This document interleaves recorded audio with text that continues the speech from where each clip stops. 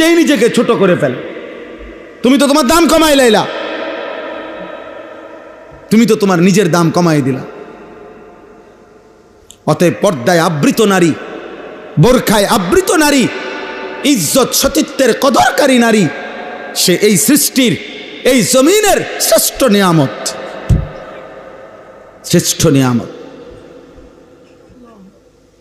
এই জন্য আমি সব সময় বলি, আজও বলি, এই রফিক ভাইকে আরো বহুবার বলছি, শুরুর থেকে বলছি, আমি একেবারে প্রথম যেদিন মাদ্রাসা করছে তখনও বলছি যে শতভাগ দিন শরীয়ত, শতভাগ পর্দা, শতভাগ আখেরাত, এক মেয়ের, এক বোনের পর্দার, ইজ্জতের শতভাগ নিরাপত্তা যদি না দিতে পারেন, ব্যবস্থাপনা করতে না পারেন, তো মাদ্রাসা বন্ধ করে দিবেন।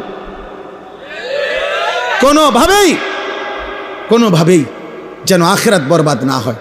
আর শতভাগ ইনশাআল্লাহ চেষ্টা করলে, আখেরাতের ফিকির করলে, তো ইনশাআল্লাহ আল্লাহ তাআলা তারাক্কি দান করবেন।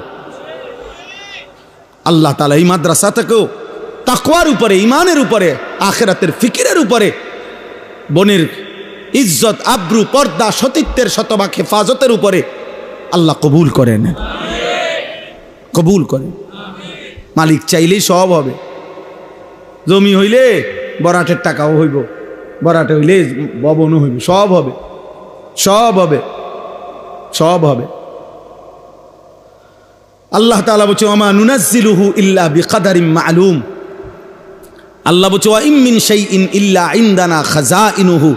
সব কিছু আমার কাছে আছে ভান্ডারে ভান্ডারে, কিন্তু আমি জমিনে নাজিল করি, দেই, হ্যাঁ, ইল্লা বিকাদারিন মা'লুম।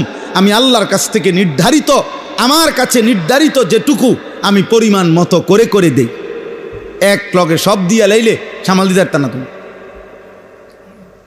সামাল দিতে পারতা? আজকে 10 বছর আমিও ব্যক্তিগতভাবে আমার মাদ্রাসা 1 লক্ষ টাকা মাসে বাড়ি ভাড়া দেই। 1 লাখ টাকা শুধু বাড়ি ভাড়া গুইন্না দেই।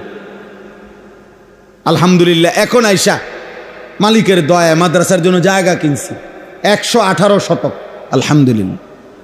ভাবছি, স্বপ্ন দেখতেছি, আশা করছি ছেলেদের জন্য মাদ্রাসা হবে আলাদা, সকল কিশোর নওজোয়ান, স্কুল, কলেজ, ইউনিভার্সিটির ছেলেদের জন্য, সর্বস্তরের মুসলমানের জন্য আলাদা মাদ্রাসা করব ইনশাআল্লাহ। আশা করছি ওইখানে পৃথক পৃথক, যে আসবে যখন দিন শিখবে তখন, যার সময় যতক্ষণ দিন শিখবে ততক্ষণ, যে যখন আসবে 1 ঘন্টা আর 100 ঘন্টা আল্লাহর দিন শিখবে, কিছু না কিছু শিখবে।